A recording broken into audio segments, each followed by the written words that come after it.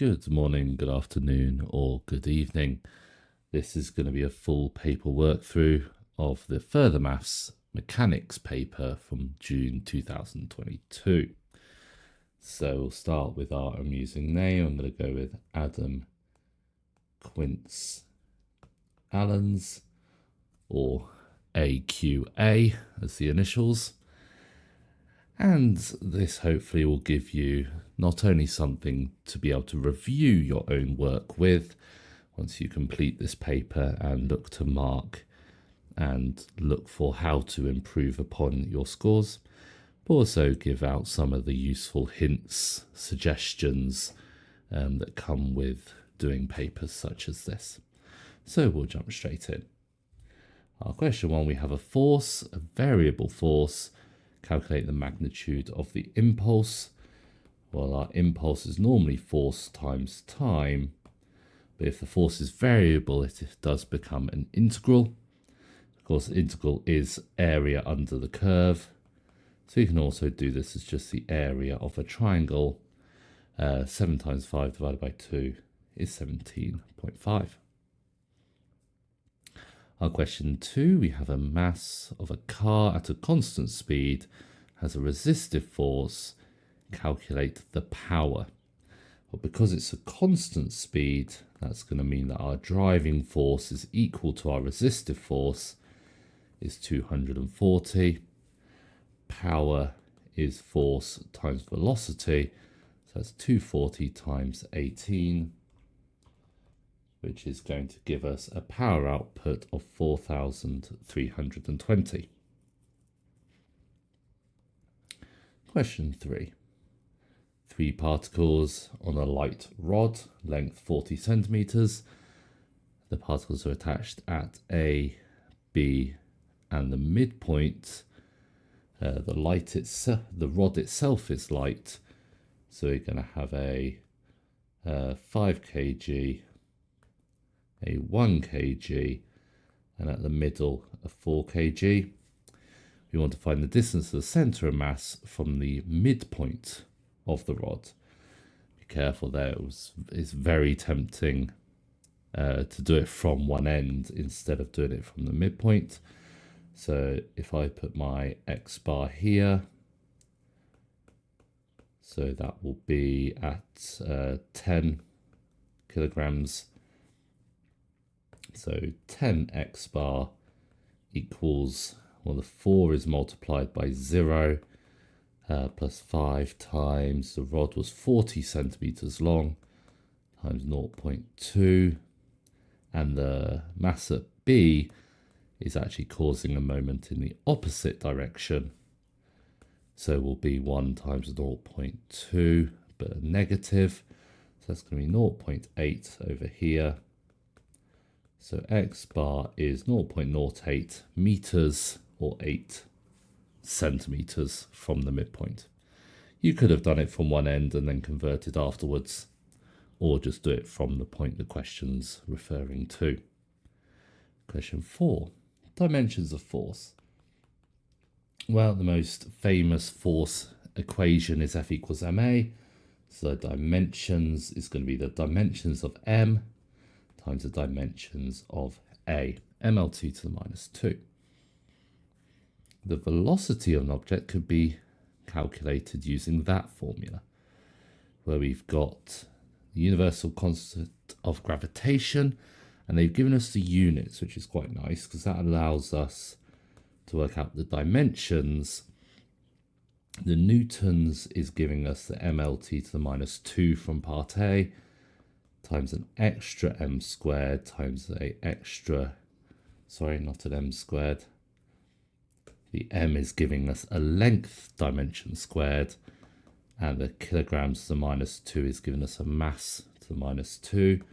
So universal gravitational constant has dimensions m to the minus 1, L cubed t to the minus 2.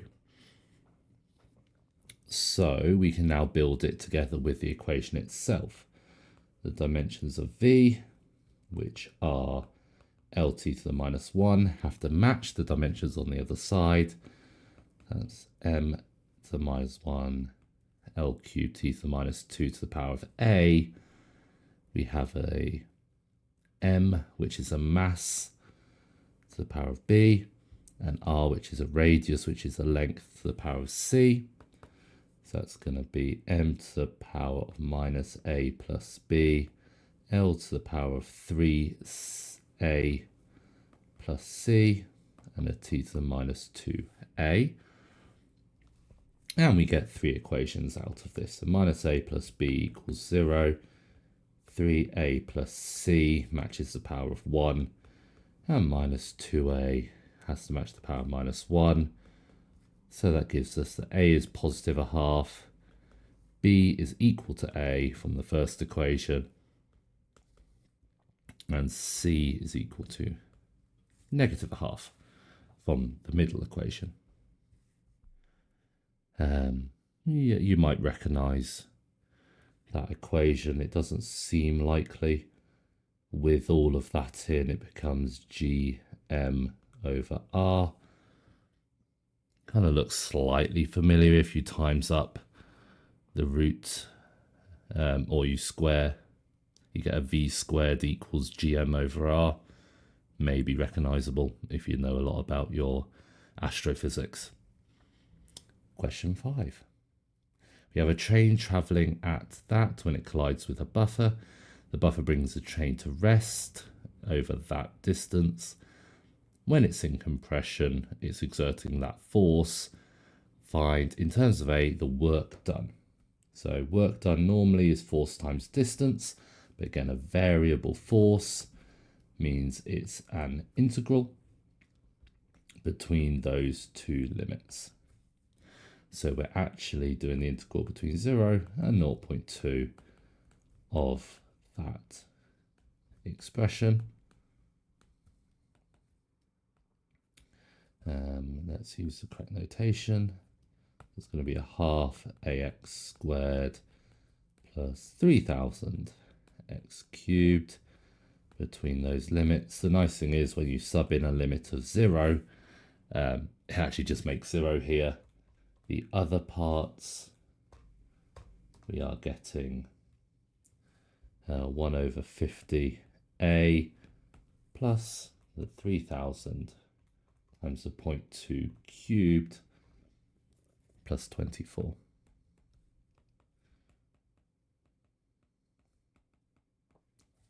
Brilliant. So that's work done in the buffer. Find the value of A. Well, now we need to think about what energy that buffer had to overcome. And its conservation of energy says that the only energy we had before we hit the buffer was the kinetic, and that has converted into work done. So you're going to be a half times or 10,000 times the 0.3 squared is going to be equal to that work done that we've already found in the previous part. So 0.5 times 10,000 times 0.3 squared gives us 450. And we can solve for A very easily as 21,300. That does seem quite large, but we had a 9,000 here already. So having something in the multiple thousands isn't completely unreasonable. It does look a little odd because there's a small number 24 here. So I'm just glancing over very quickly, checking my calculator. I haven't typed in anything poorly. I don't see anything nonsense. But that'll be something to come back and look at if you don't believe that number particularly well. Question 6. We have a particle of mass moving on a circular path, so it has position vector as so. Prove the velocity of the particle is perpendicular to its position vector. Well, to prove that, we need to find the velocity, and luckily vectors differentiate component-wise. So I can differentiate this r sine differentiates to cos, popping out a 3, and cos differentiates to minus sine, again a 3 pops out. So get that expression. To show vectors are perpendicular, we're going to steal a little bit from pure, and we're going to try and find their dot product. So v dot r is going to be 6 cos 3t times by 2 sine 3t plus minus 6 sine 3t to cos 3t by multiplying the I components, multiply the j components. It is a show that, so I'm not going to be too hasty with my simplification. Make it real obvious that these two terms are identical, which equals 0. And then write the conclusion. Therefore, as v and r are non-zero vectors, v and r are non-zero, then the velocity, let's write this bit in words, the velocity is perpendicular to the position vector. So I pretty much stole that sentence directly from the question itself. A very easy way to conclude a proof style question is by basically rewriting the question. Okay, how is this going to continue? Prove that the magnitude of the resultant force is constant. Okay, well, the resultant force is going to be from F equals ma, so I need to find the A first. So let's do that. So the A is going to be the derivative of the velocity. And now our causes turn to negative signs and our sines go to causes.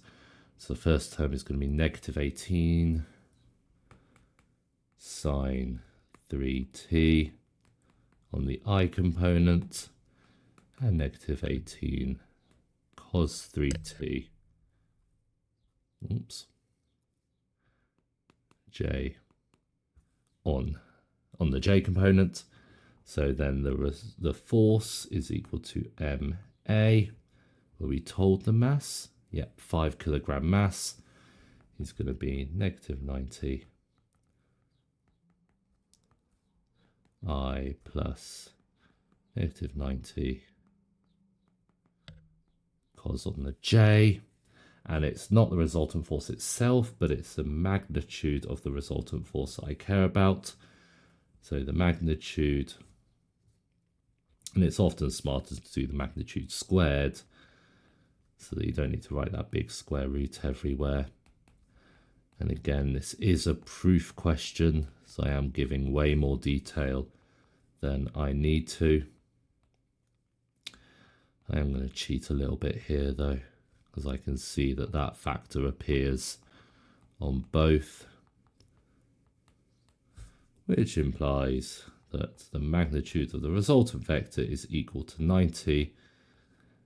It wanted it to be constant, so let's just say it is constant.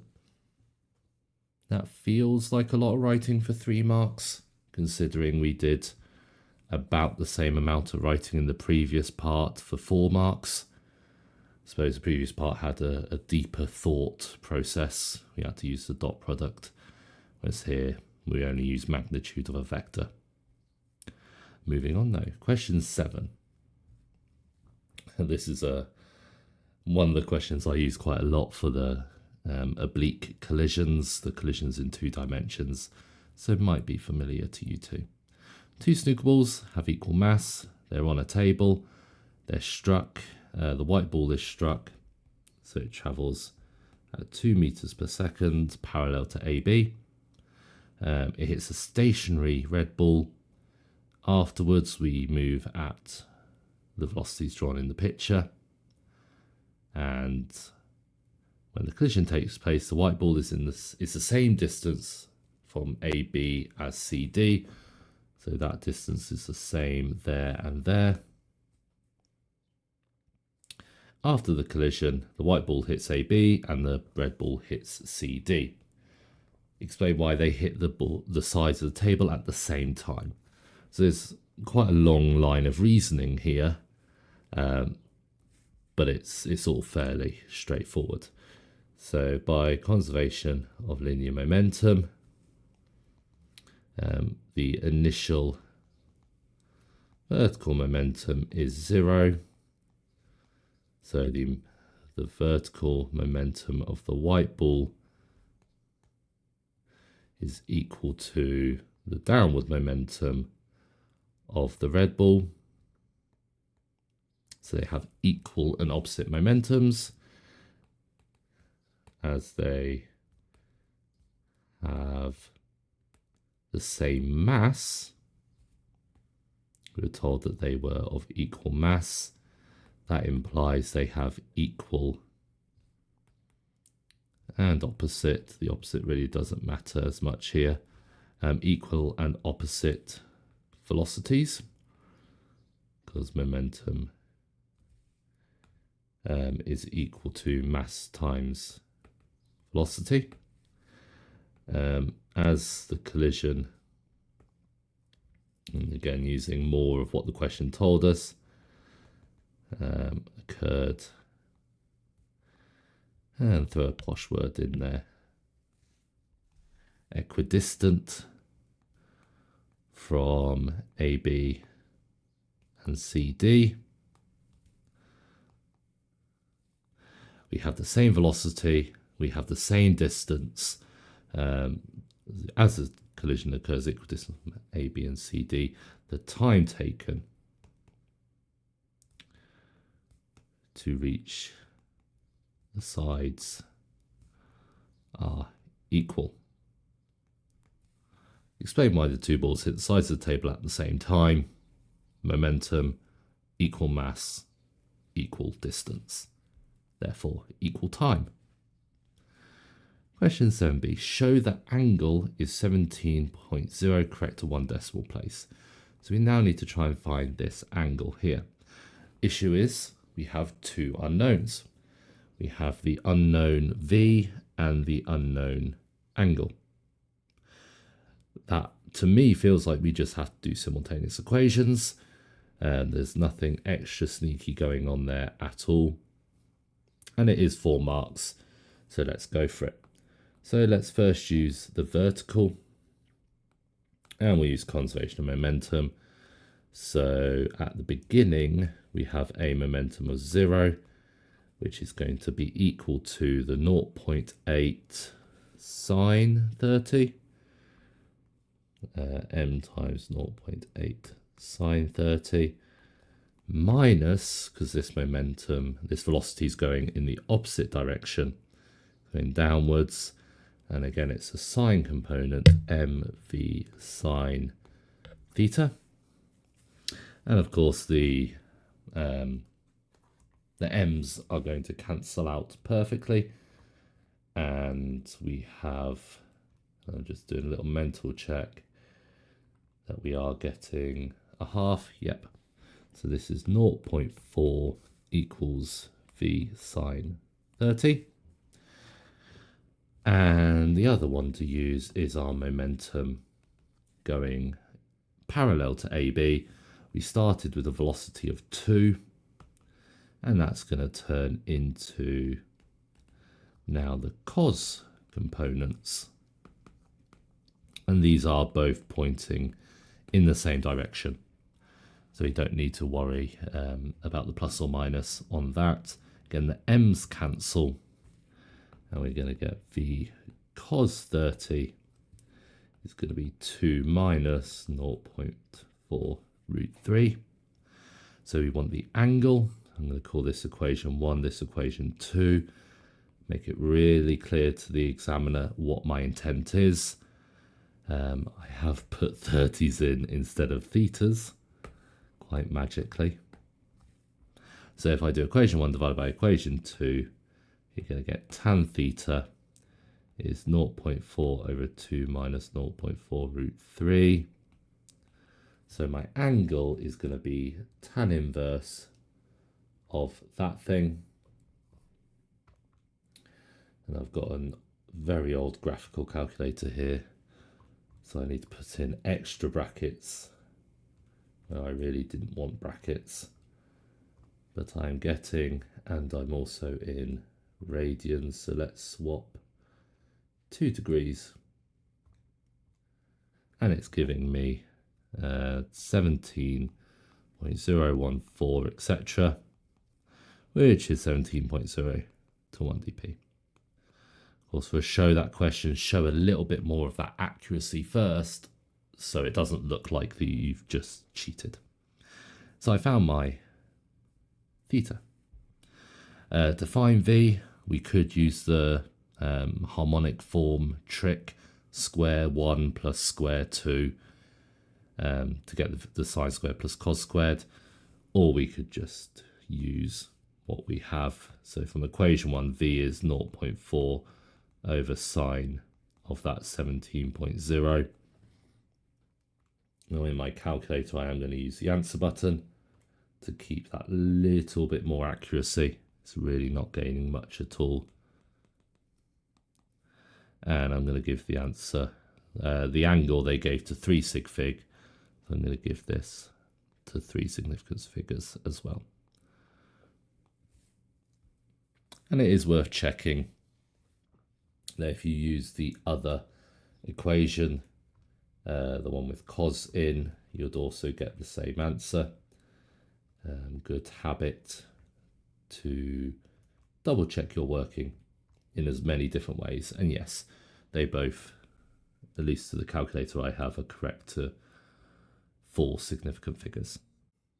Okay, for part D, determine which ball travels the greater distance. So already from part A, we know that it takes the same time to reach the sides of the table. So whichever's traveling faster is going to be the one that travels further. They'll travel further down the table. So A says the same time. The white ball's going at 0.8, but the red ball's going at 1.37. So the red ball is faster, so we'll travel further in the same time. Brilliant. State one possible refinement to the model you've used. Lots of possible answers as normal with these. We could assume that they're particles. We can assume that there's no resistance on the table. That'll make a very, very minor difference. Almost negligible difference because they are moving so slowly. Probably the best is to model.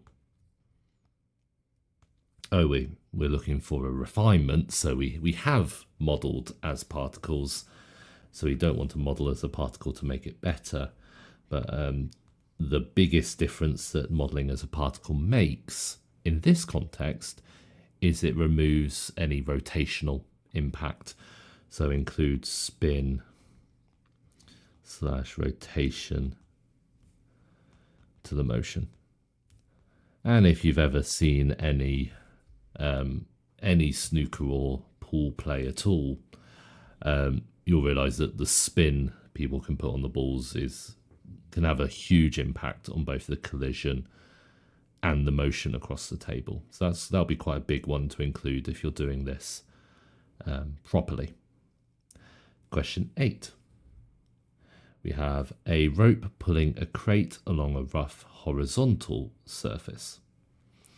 So let's start drawing our picture. We have a horizontal surface. We have our crate of mass 60 kg. So we have a weight. We have the reaction force. It is on a rough surface. So we've got a frictional force. We have our coefficient of friction being 0.4. The crate is at rest. So we're going to start with V equals 0. The tension is 240 and the rate makes an angle of 30 to the horizontal. When the crate has moved 5 meters, the rope becomes detached. Use an energy method to find the maximum speed of the crate. Okay, well, a couple of things that we need to do. We need to find this frictional force, and then we can start doing the energy. We need the frictional force for the work done component. So let's start by doing that. If we look at the vertical components, they're balanced. The crate isn't flying off the table. So upwards we have the R and the 240 sine. And that has to match the 60G going downwards. And with the trusty calculator, 60 times the 9.8 minus the 240 sine 30 gives me my reaction forces for 68. So my frictional force equals mu r is that times 0.4 is 187.2. Okay. Now I just want to check in my calculator what the horizontal component of the pulling force is. Calculator says 207. So that's going to tell me that the maximum speed is indeed after we've moved 5 meters. Throughout the whole process, we are getting faster and faster as we go. That pulling force exceeds that frictional force at all times. So now let's go to our conservation of energy. So energy we have at the beginning, well, we're at rest. So officially we don't have any energy, but we are adding energy in because the rope is pulling this object. That is being converted into work done against the friction.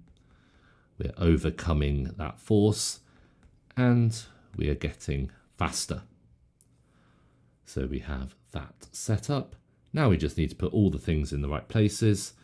So the work done of the rope, the force is 240 cos, and we're multiplying that by the 5 meters we've traveled. The work done due to the friction is the frictional force times the distance times a half 60 v squared. So that's now just type it into your calculator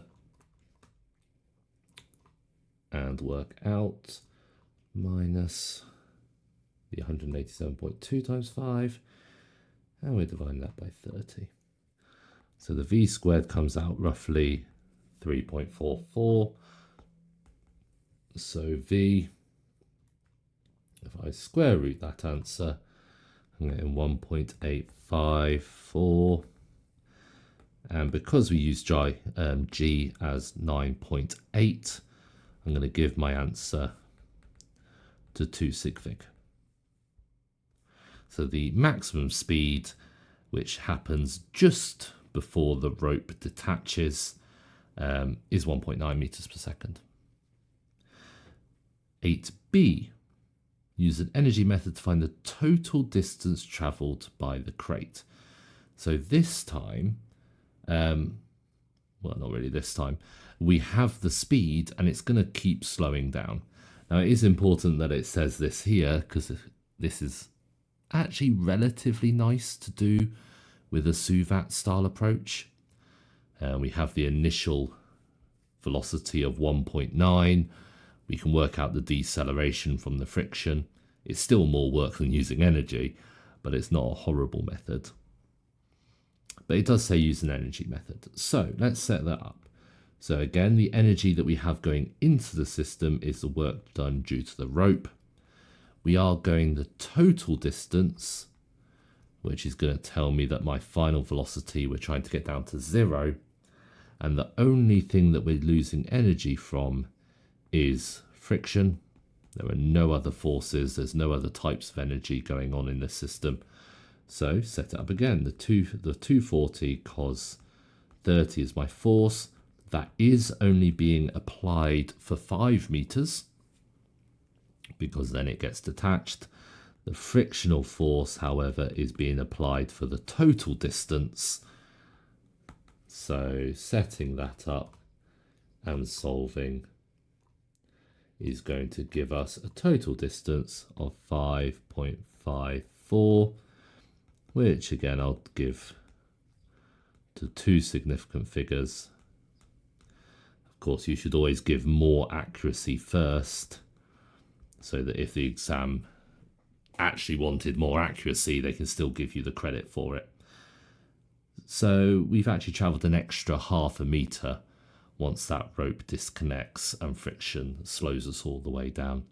And you can see that that really is much, much quicker than any SUVAT style approach. Part C. A student claims that in reality the crate is unlikely to travel more than 5.3 metres. Comment on the validity of this claim. Okay, so this is us thinking about our assumptions now. So, the couple of things that we have ignored. We've ignored air resistance.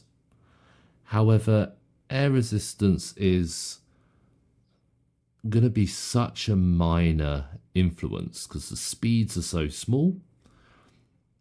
It's not going to make the kind of impact that will change our answer of 5.5 down to 5.3, certainly considering the air resistance is only going to start having a real impact for that last half metre of travel, making that deceleration slightly quicker. So let's have a little bit of a comment on that regard. So air resistance should be included, but at these low speeds will not change the 0.5 metre down to 0.3 metres of extra travel. So that seems to imply that the validity of this claim is poor. So we'll say a little implies invalid claim. Now, the other big assumption that we've used here, which might have an impact, is a little harder to talk about because of, well, what it is the fact that we've assumed it's a particle. So we assumed it is a particle, it's dimensionless. Now you need to then argue, when you talk about the distance travelled, are you talking about the distance from the front of the box to where the back of the box ended, in which case it has an impact? Or if you talk about distance travelled, are you talking about how far the centre of mass has gone? In that case, it makes no difference whatsoever. So assumed it is a particle, depending on how the distances are measured,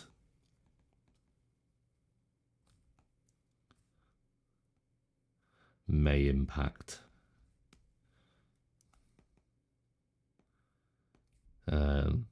the total distance travelled. I don't really like that as a useful statement, because it's basically saying if you measured it bad, your results are bad. So I don't really like that one as much. Whereas the air resistance is a very common one, and at low speeds doesn't have any impact almost at all. Okay. Our final question then. Now this is again one that you would have seen repeatedly. I've used this question quite a bit. Two blocks have square cross sections. One block is 9 kilos with side lengths of 20 centimeters. The other block is 1 kilo with side lengths of 4 centimeters. Find the distance of the center of mass from AF. Okay, so the way I like to set this up is by writing the mass and writing the coordinate that the mass is at. So that mass is in the geometric center, 0.1, 0.1. The other mass takes a little bit more thought. The x coordinate is going to be 0.19, nope, 0.18. I needed to go back half of its side length, and I can add on half its side length going vertically. So then the total, so we're looking for the distance from AF, which is the x direction. So 10 x bar, 10 being the total mass, is 0.9 times its distance plus 1 times its distance. So that's going to be 1.08. So the x bar is 0.108, and I've defaulted to do everything in meters, or you could give it in centimeters as 10.8 centimeters. And that seems very reasonable. It's moved over just a little bit from the center mass of the big one. Now comes the horrible question. A uniform rod has a mass of 12 kilos and a length of 1. 12g as its weight. One end of the rod lies against a smooth vertical wall. Smooth vertical wall means there is no friction on that wall, so I'll put in the normal contact force. The other end rests on the composite body at B. Well, at B, we are going to have two components of the contact force. And thinking of them as two components is going to be very, very helpful here. Neither are really friction. Both are contact forces. So it's you just need to be a little bit careful with how you're interpreting it. So I'm going to call this one the reaction force vertically on the box. And this one I'm going to call the reaction force horizontally on the box. RHB and RVB. The composite is on a horizontal surface. The coefficient of friction between the composite and the horizontal surface is 0.3. Right now I'm only drawing the forces on the ladder instead of the forces on the box. Mostly a choice of mine, mostly because I know that the first part of this question is talking about the ladder. We have I've skipped a sentence. The angle between the rod and AB is 60. So I've got that angle there being 60. A particle of mass M is fixed on the rod at a distance of 0.75. So I'm actually going to label this side as 0.25. That means this little bit here is 0.25 and this point's 0.5. The total distance was 1. And we have our mg force from that. The rod and particle are shown. Just double check that the length, the length was 1. So, write down the magnitude of the vertical reaction force acting on the rod at B in terms of M and G. So this is just an up equals down, nothing is moving. So that vertical force at B has to equal the downward forces mg plus 12g. I am going to factor that because I want to. And let's make sure that I put my bracket in the right place. Okay. So I've cleared off one of my variables straight away. Next part, show that magnitude of the horizontal reaction force acting at the rod at B is that nonsense. So, and the key thing about these kind of questions is you only have 3 equations. You have up equals down, left equals right, and whichever moment you choose to use. Once you've got those 3 equations, choosing moments about another point doesn't give you another equation.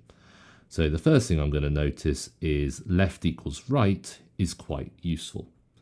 So if I use left equals right, that's telling me the reaction force on the wall is equal to that horizontal reaction force on the box.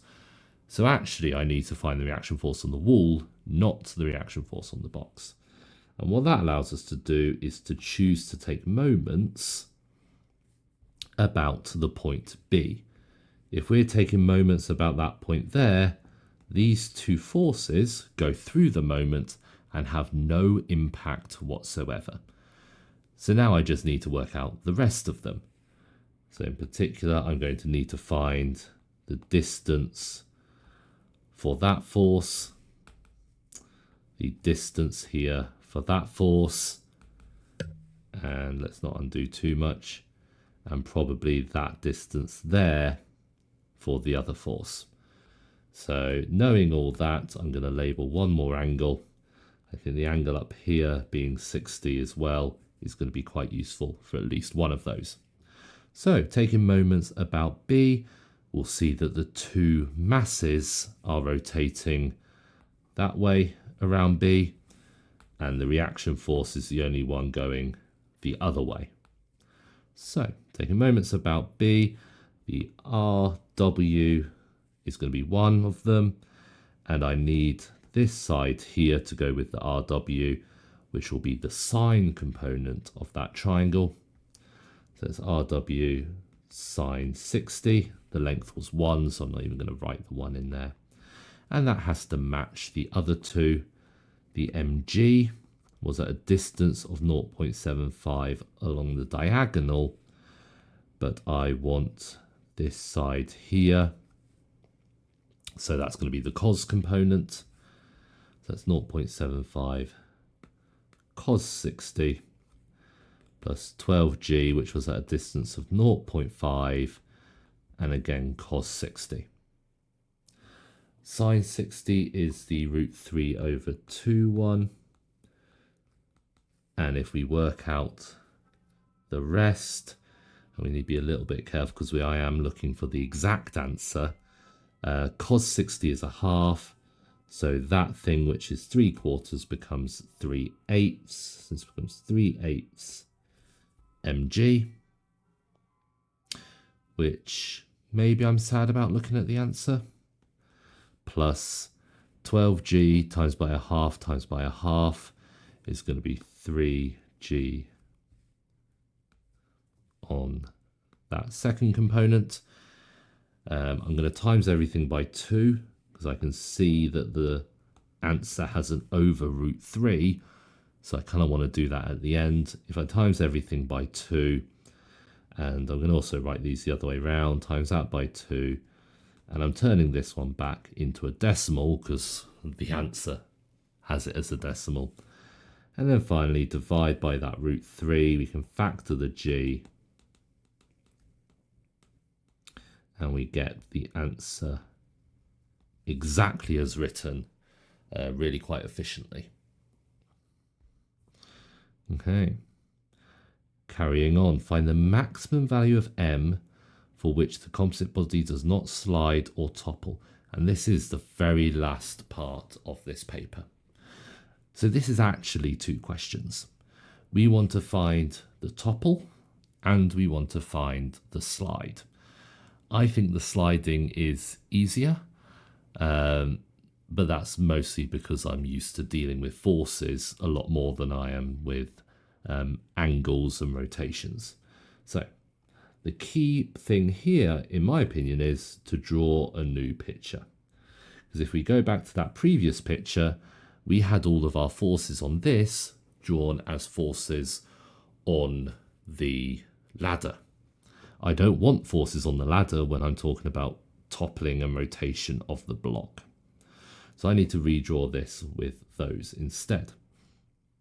Okay, at point B, we've got that ladder poking in. At point B, we're going to have two forces, but now they're pointing in the opposite ways. Newton's third law. So that horizontal force is the one we just worked out in the previous part. We have this vertical force, which we worked out in the very first part of the question. I am going to already prep this as if it was about to topple. And if you're about to topple, then your reaction force is going through your furthest corner, which is not that one. If this was about to be pushed over, it's going to fall around that one. So I'm going to put a reaction force there. I'm going to have my frictional force going back this way. It looks like it wants to slide off to the right. And I've got my 10G Newton force from the mass of the object. So that's what I have. What was mu? Mu 0.3. Mu was 0.3. So let's get that in there as well. Okay.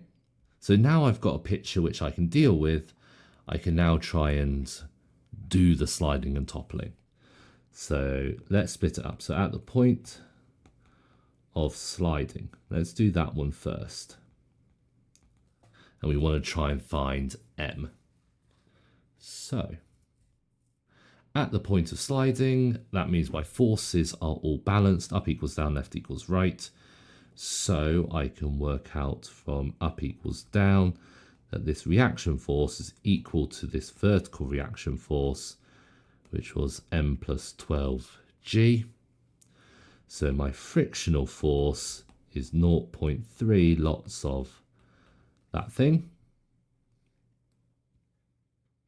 Oh no, I have completely missed one force. Up equals down, there is the vertical force on the box plus the 10G.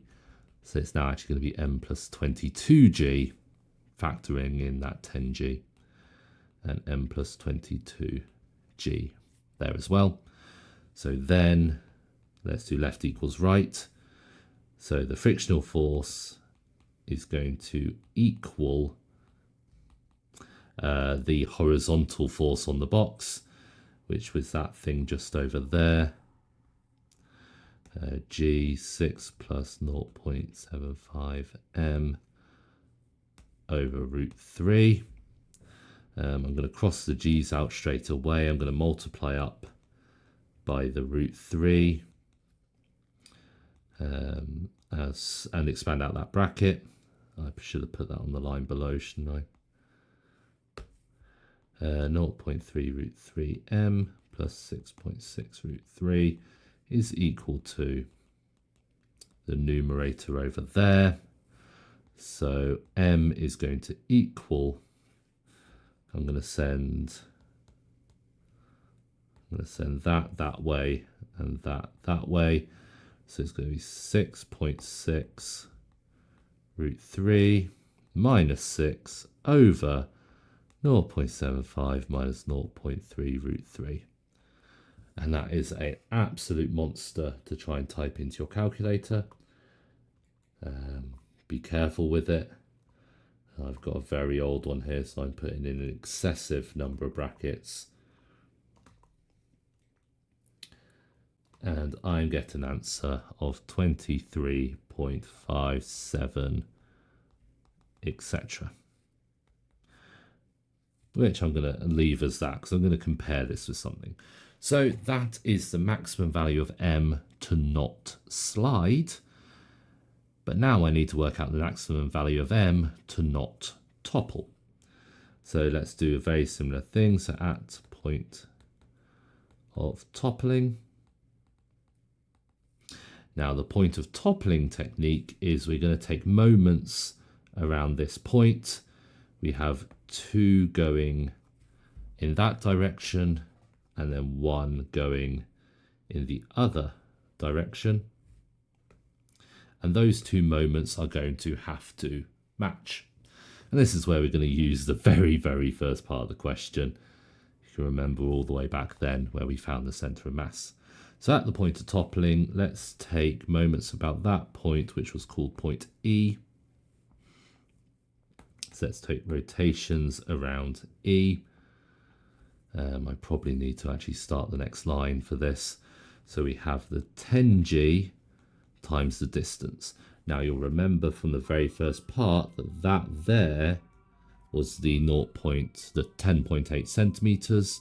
So the other part is the one I want, 0.092, is the distance from the pivot on that side, plus the RVB is at a distance of, this had side lengths of 4 centimeters, so 0.04 times that, which was m plus 12g, and that has to equal, it was a side length, the bigger square had a side length of 0.2, 20 centimeters, times VHB.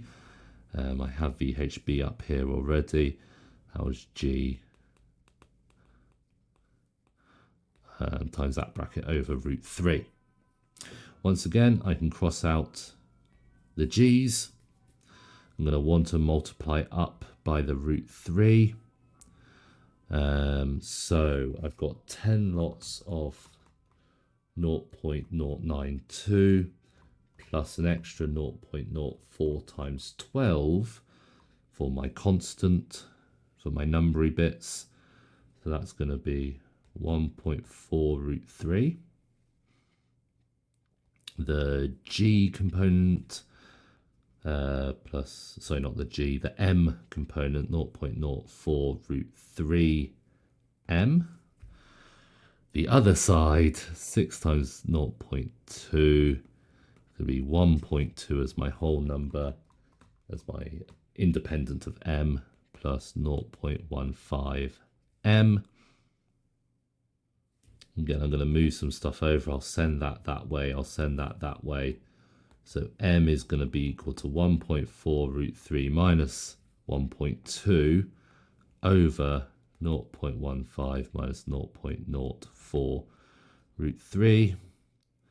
And one final monster into our calculators. And we'll get hopefully another reasonable bound for m. And this one's coming out as 15.17.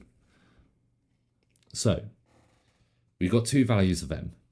We need to be less than or equal to the 23.6 to not slide. We need to be less than or equal to the 15.17 to not topple. The question asked for the maximum m so it does not slide or topple. So our final answer is m must be less than the 15.2, the 3 sig fig. So we have to choose the lower of the two upper bounds to be an upper bound for the entire situation. Really unpleasant final question, but you get about half the marks for each part. I personally prefer the sliding as the sliding argument rather than the toppling, but both seem to work quite well. And that is the end of that paper. If you do notice any errors that I have made, please do let me know. And hopefully this was quite a useful work through of this paper to help you review your own work once you've done this paper yourself. So all that remains is enjoy the rest of your day.